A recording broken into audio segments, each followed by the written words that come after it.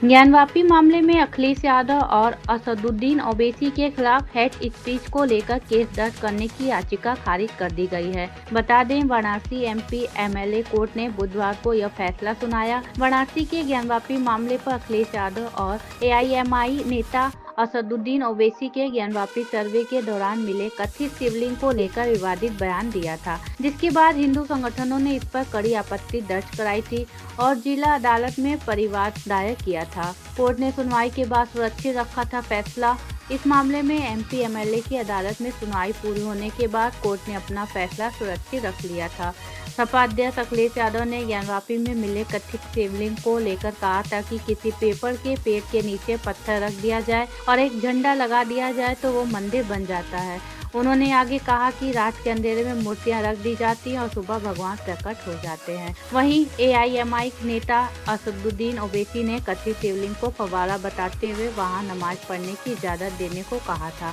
आपको बता दें कि इस मामले में अखिलेश यादव, असदुद्दीन ओवैसी समेत उनके भाई अकबरुद्दीन और अन्य 5 लोग आरोपी हैं। वाराणसी से समीर की विशेष रिपोर्ट। ज्ञानवापी में बने वजूखाने में ये आरोप लगाते हुए कि नमाज अदा करने के दौरान जो वहाँ पे एक फुवारा मिला हुआ है जिसे हिंदू पक्ष द्वारा शिवलिंग कहा जा रहा है और मुसलमान पक्ष द्वारा उसे फुवारा कहा जा रहा है, जिसे अभी ये डिसाइड करना बाकी है कि एक्चुअल में वो शिवलिंग है या फुवारा है, जो माननीय उच्च न्यायालय, माननीय सर्वोच्च न्यायालय में विचाराधीन है। इसी चीज को दिखाते हुए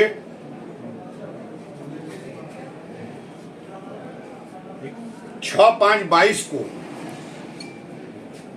की घटना दिखाते हुए एक 156(3) के तहत 9 लोगों को नामजद करते हुए और 200 अज्ञात के खिलाफ एक 156(3) के तहत प्रार्थना पत्र न्यायालय में दिया गया था तत्कालीन एमपी एमएलए मजिस्ट्रेट साहब के कोर्ट में, जिसे न्यायालय द्वारा गुरदोष पर सुनवाई के उपरांत पोषणीयता के बिंदु को देखते हुए कि ये जो 156(3) प्रार्थना पत्र दिया गया था इससे कोई अपराध का सृजन नहीं हो रहा है। 156(3) का प्रार्थना पत्र माननीय एमपी एमएलए मजिस्ट्रेट कोर्ट के द्वारा खारिज कर दिया गया, जिसके खिलाफ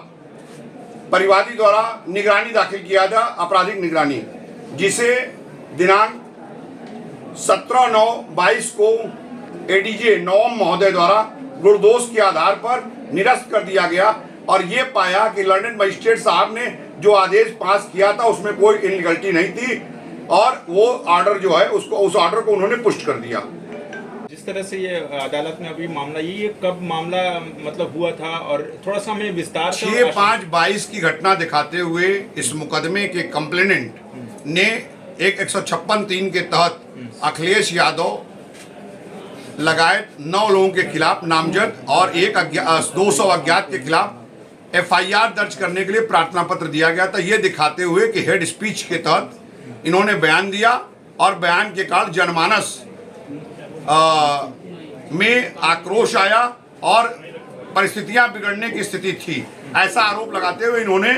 156(3) के तहत न्यायालय में प्रार्थना पत्र दिया था और उसमें प्रार्थना पत्र में उन्होंने ये कहा था कि वो कोर्ट कमिश्नर की हैसियत से वहां पर नियुक्त थे और उन्होंने सारे घटना को देखा। लोअर कोर्ट ने ये पाया कि जो उन्होंने एप्लीकेशन दिया था वो एप्लीकेशन में किसी भी तरीके का संज्ञेय अपराध के सृजन का कोई साक्ष्य नहीं पाया गया और लोअर कोर्ट ने कंप्लेनेंट के उस 156(3) के प्रार्थना पत्र को खारिज कर दिया था, जिससे रुष्ट होकर उन्होंने क्रिमिनल रिवीजन दाखिल किया था और क्रिमिनल रिवीजन के सुनवाई के उपरांत सेशन कोर्ट ने पाया कि जो लोअर कोर्ट ने आदेश दिया था कि जो कोई संज्ञेय अपराध 156(3) के प्रार्थना पत्र से नहीं बन रहा है वो सही है और उस आदेश को उन्होंने पुष्ट कर दिया। बुलाने का मुख्य उद्देश्य ये था कि माननीय पूर्व मुख्यमंत्री और समाजवादी पार्टी के राष्ट्रीय अध्यक्ष श्री अखिलेश यादव जी के खिलाफ एक आपराधिक निगरानी दाखिल की गई थी, जिसे गुरदोष के आधार पर न्यायालय द्वारा ये पाया गया कि लोअर कोर्ट द्वारा 156(3) का जो प्रार्थना पत्र निरस्त किया गया था उसमें कोई इलीगलिटी नहीं है और उस ऑर्डर को उन्होंने पुष्ट कर दिया गया। ये क्रिमिनल अपील इस आधार पर दाखिल की गई थी कि लर्नेड मजिस्ट्रेट द्वारा जो है तथ्यों की अनदेखी करके 156(3) का प्रार्थना पत्र खारिज कर दिया गया था। जो 156(3) का प्रार्थना पत्र दाखिल किया गया था उसमें माननीय राष्ट्रीय अध्यक्ष श्री अखिलेश यादव जी लगाए तमाम नेतागण के ऊपर गंभीर धाराओं में मुकदमा दर्ज करने का प्रार्थना पत्र दिया गया था, जिसे लंदन मजिस्ट्रेट ने सुनवाई के उपरांत खारिज कर दिया गया था। उसी आदेश के खिलाफ कंप्लेनेंट के द्वारा ये क्रिमिनल निवेदन दाखिल किया गया था, जो सुनवाई के उपरांत निर्दोष के आधार पर ये पाते हुए कि लंदन मजिस्ट्रेट ने जो ऑर्डर पास किया था उसमें कोई लीगलिटी नहीं है और उस ऑर्डर को पुष्ट कर दिया।